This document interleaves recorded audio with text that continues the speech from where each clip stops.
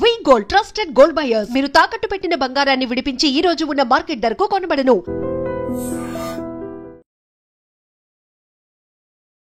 Welcome to iDream media. So జనరల్గా diabetes ఉందో లేదో చెక్ చేయాలన్నా, లేదా డయాబెటీస్ ఉన్న వాళ్ళకి అసలు లెవెల్స్ ఎలాగున్నాయో చెక్ చేయాలంటే HbA1c టెస్ట్ ఖచ్చితంగా చెప్తూ ఉంటారు. ఇది చేయించుకోవాలంటే ఎటువంటి జాగ్రత్తలు తీసుకోవాలి, పూర్తి వివరాలు తెలుసుకుందాం. మనతో పాటు ఉన్నారు ప్రముఖ internal medicine specialist doctor Rajesh Ukkala గారు. డాక్టర్ గారు నమస్తే అండి. నమస్తే. HbA1c ఇది 3 months of random blood sugar అని చెప్తూ ఉంటారు. ఇది కరెక్ట్గా ఉంటే మనకి షుగర్ లేనట్లేనా? లేదు, దీంట్లో చాలా వేరియబుల్స్ ఉన్నాయి. సో గ్లైకోసిలేటెడ్ హీమోగ్లోబిన్, దీని మెడికల్ టెర్మినాలజీ HbA1cని గ్లైకోసిలేటెడ్ హీమోగ్లోబిన్ అంటాం. సో ఇక్కడ హీమోగ్లోబిన్ అని వాడాను కాబట్టి ఎవరికైతే రక్తహీనత ఉంటుందో, హీమోగ్లోబిన్ శాతం తక్కువ ఉంటుందో వీళ్ళల్లో HbA1c డైరెక్ట్గా కోరిలేట్ కాదు షుగర్స్కి. ఎందుకంటే హీమోగ్లోబినే తక్కువ ఉన్నప్పుడు షుగర్ బైండింగ్ ఏదైతే ఉంటుందో అది ఎక్కువగా కనిపిస్తుంది. ఓకే. సో అది అబ్నార్మల్గా హై లెవెల్ చూపించేదానికి ఆస్కారం ఉంది. సో ఇన్ ద కాంటెక్స్ట్ పేషెంట్ని బట్టి మనం కన్సిడర్ చేయాల్సిన అవసరం ఉంది. సో ప్రతి ఒక్కరికి HbA1c హై ఉంది అని చెప్పి డయాబెటీస్ మీకు ఉందని చెప్పకుండా మిగతావి కూడా మనం అనలిటికల్గా చూసుకొని దాని క్రమంలోనే డయాబెటీస్ అనేది టార్గెట్ చేయాలి. మిగతా అంటే మళ్ళీ ఫాస్టింగ్, పోస్ట్ లంచ్, ఈ మధ్యకాలంలో రీసెంట్గా కొన్ని రీసెంట్ ఇన్సులిన్ రెసిస్టెన్స్ని కనిపెట్టే విధంగా టెస్ట్లు ఉన్నాయండి. అవి కూడా చేసుకొని పర్టికులర్గా ఫస్ట్ టైం డయాగ్నోసిస్ ఉన్నప్పుడు అవన్నీ కన్ఫర్మ్ చేసుకొని ట్రీట్మెంట్ ఇవ్వడం అనేది జరగాల్సిన అవసరం ఉంది. ఓకే. అంటే HbA1c అనేది అసలు ఎంత లెవెల్ ఉండాలి డాక్టర్ గారు? ఐడియల్ సినారియో <5 5.7 నుంచి 6.5 వరకు pre diabetes. Okay. 6.5 and above is diabetes. 7 ఉంది, 7 ఉంటే డయాబెటీస్ ఉన్నట్టు. మరి ఈ కాంటెక్స్ట్ లో ఇది ట్రూ పిక్చర్ అయినా కాదా, ఏమైనా రక్తహీనత ఉందా, వీళ్ళ ఫాస్టింగ్ పోస్ట్ లంచ్ నార్మల్ ఉన్నాయా లేవా, ఇలాంటివన్నీ కూడా గమనించుకోవాలి. తర్వాత HbA1c టెస్ట్ చేసే కిట్లు కూడా కరెక్ట్ గా ఉన్నాయా, ఎక్స్పైరీ కాకుండా ఉన్నాయా, దాన్ని కరెక్ట్ గా స్టోర్ చేయాల్సిన విధానంలో ఉన్నాయా. సో అందుకోసమే డైరెక్ట్ గా HbA1c మీదే రిలై కాకుండా మిగతా టెస్ట్లు కూడా కన్ఫర్మ్ చేసుకుంటే మనకి ఇది కరెక్ట్ గా డయాగ్నోసిస్ వచ్చేదానికి ఆస్కారం ఉంది. తరచుగా నా దగ్గరికి పేషెంట్స్ వస్తుంటారు, సడన్గా HbA1c కనిపించిందండి, దీన్ని ఎలా చేయాలి అని.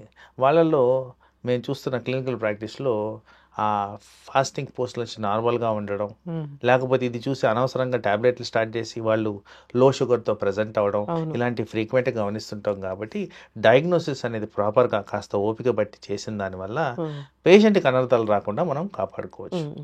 ఇప్పుడు ఇంటికి వచ్చి టెస్ట్ తీసుకునే వాళ్ళు అది కరెక్ట్గా వస్తుందా డాక్టర్ గారు, లేదా అక్కడ ల్యాబ్కి వెళ్ళి ఇచ్చింది కరెక్ట్గా వస్తుందా? సో ఇన్ జనరల్గా ఆ స్పెసిమెన్ ప్రాసెసింగ్ టైం అనేది చాలా ఇంపార్టెంట్ అవుద్దండి.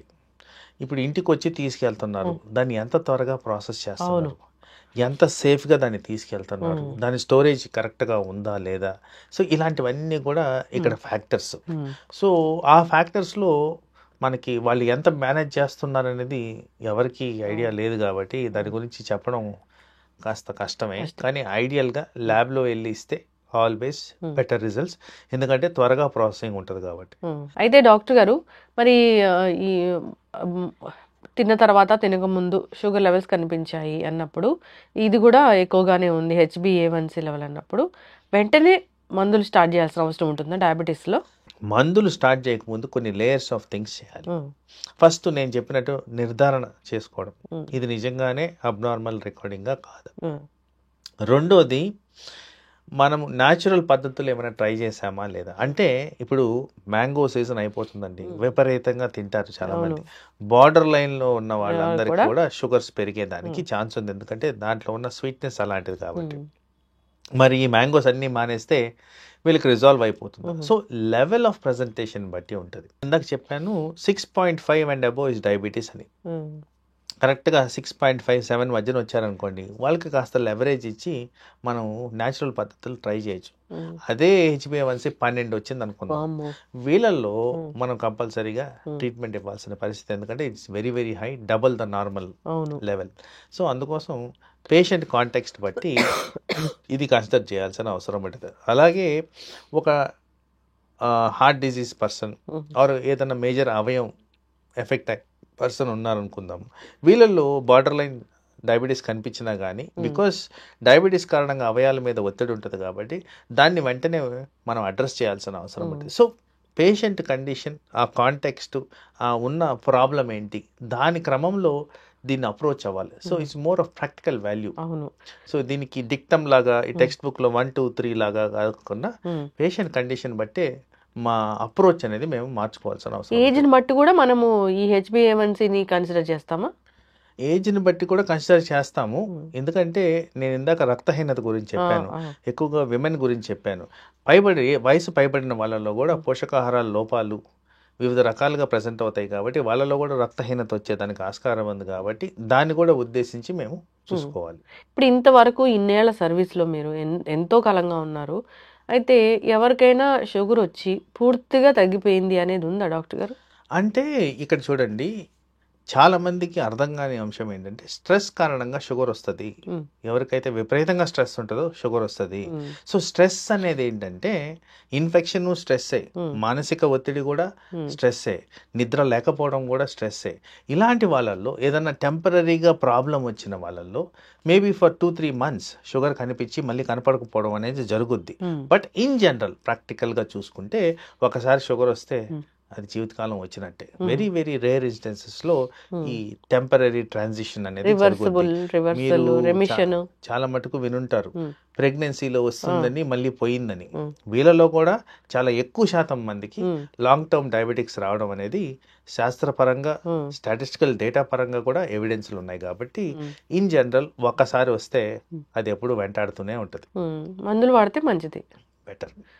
అండ్ మందులు వాడడం పక్కన పెట్టేసి చాలా మంది ఏంటంటే మళ్ళీ చెక్ చేసుకోరు. ఆ చెక్ చేసుకోవడం ఇంపార్టెంట్. ఫస్ట్ స్టెప్ అది. ఎస్, చక్కగా చెప్పారు డాక్టర్ గారు. ఎన్నాళ్ళకి ఒకసారి అంటే 3 monthsకి ఒకసారి యావరేజ్గా ఈ HbA1c సరిపోతుందా, లేదా మళ్ళీ ఏమైనా పెరిగినట్లు ఉందనిపించి మళ్ళీ చేసుకోవచ్చా? అంటే ఇక్కడ ఎంత ఫ్రీక్వెంట్గా చేయడం అనేది కాదు కానీ పేషెంట్ సిచ్యువేషన్ ఏంటి అనేది చూసుకోవాలండి. HbA1c organ డ్యామేజ్కి direct marker. అది హైగా ఉంటే అవయాలు ఎఫెక్ట్ అవుతాయి, ఇది రుజువులు. సో సపోజ్ ఒక పర్సన్కి 12 ఉందనుకుందాం, మనం ప్రతి 3 నెలలకు ఒకసారి చెక్ చేసుకుంటూ దాన్ని తక్కువ చేసుకోవడం అనేది ఇంపార్టెంట్ క్రైటీరియా. అదే ఇంకో పర్సన్కి 6.5 ఉందనుకుందాం, రెండోసారి చేసాం అప్పుడు కూడా 6.5 ఉందనుకోండి, జనరల్లీ ఫ్రీక్వెన్సీ కాస్త పెంచేస్తామా, ఊరికే చెక్ చేయాల్సిన అవసరం లేదు. ఎందుకంటే వాళ్ళ స్టెబిలిటీ ఉంది. పేషెంట్ కాంటెక్స్ట్ బట్టే ఎంత ఫ్రీక్వెంట్గా చేయాలి, ఏమి మార్పులు వస్తున్నాయి అని గమనించుకొని దాని క్రమంలో టెస్ట్లు అనేది అడ్వైజ్ చేయడం జరుగుతుంది. ఇప్పటి వరకు షుగరే లేదు అంటే ఎంత ఏజ్ ఉన్న వాళ్ళు ఎట్లాంటి ఈ షుగర్ టెస్టులు చేయించుకోవాలి, ఎంత ఫ్రీక్వెంట్? జనరల్ రికమెండేషన్స్ అగైన్ ఇది వరకు 35 years అండ్ అబవ్ కంపల్సరీ సంవత్సరానికి ఒకసారి చెక్ చేసుకోండి అని.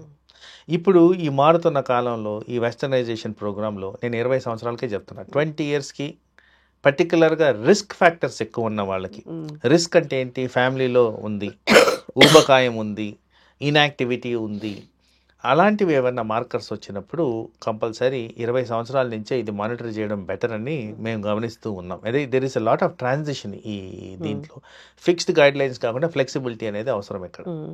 ఇప్పుడు ఇంకేదో చిప్ లాంటిది వచ్చింది పెడుతున్నారు షుగర్ మానిటర్ చేయడానికి అంటున్నారు, ఏంటి డాక్టర్ గారు అది? ఇది కంటిన్యూస్ గ్లూకోజ్ మానిటరింగ్ అనేది స్మాల్ డివైస్ కనుక్కున్నారు. సింపుల్ డివైస్, ఈ చేతి మీద దాన్ని అటాచ్ చేస్తారు, దానికి ఒక computer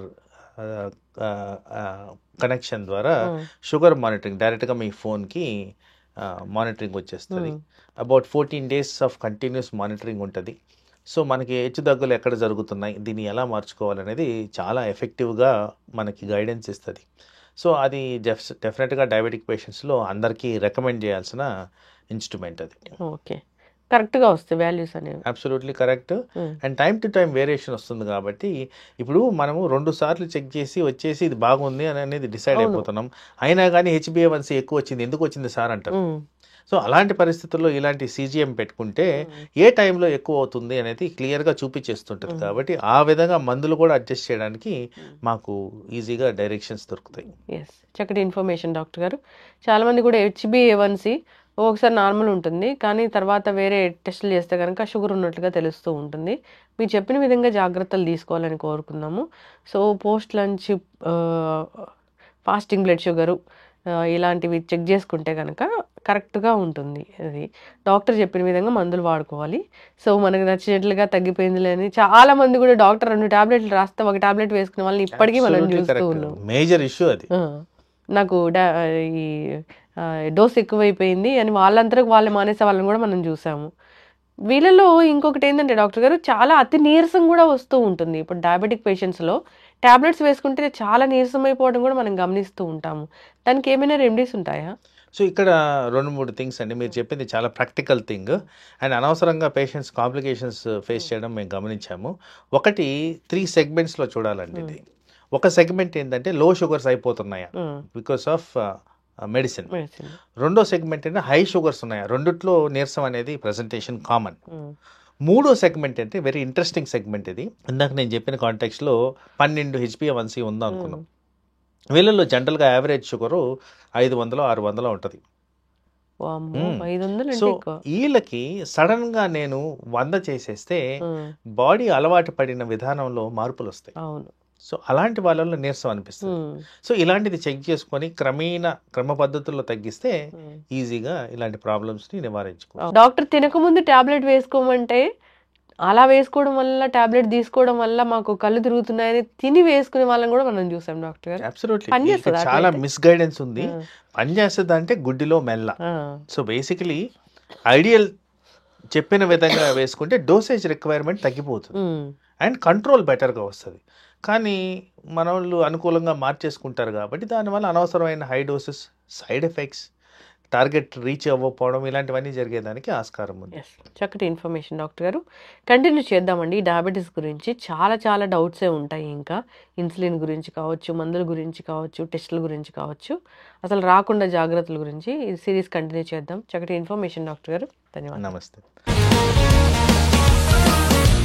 Sir, one life lesson what medicine has taught you. Whatever you can do without expecting. But I really believe మన పాజిటివ్ యాటిట్యూడ్ ఉంటేనే మనం ఏదైనా సాధించగలం. గట్ని మనం కరెక్ట్గా డీల్ చేసినట్లయితే అది మనకి పాజిటివ్ హార్మోన్స్ని రిలీజ్ చేస్తుంది. షుగర్ వచ్చిన వాళ్ళ పరిస్థితి ఏంటి? పొట్ట దగ్గర పెరిగితే దాన్ని ఆండ్రాయిడ్ అంటారు. ఆండ్రాయిడ్ ఫోన్ కదా. అసలు థాట్స్ ఎందుకు వస్తాయి? బ్రెయిన్ డెడ్ అంటే దానికి ప్రపంచం అంతా కూడా కొన్ని నిర్దిష్టమైనటువంటి లక్షణాలు. మానసికంగా ధైర్యంగా ఉంటే క్యాన్సర్ జయించవచ్చు. You are a doctor for a cause sir, అంతే. వాళ్ళకి వచ్చిన ఆదాయం కాకుండా ఫ్రీ సర్వీస్ ఎంతమందికో చేస్తారు.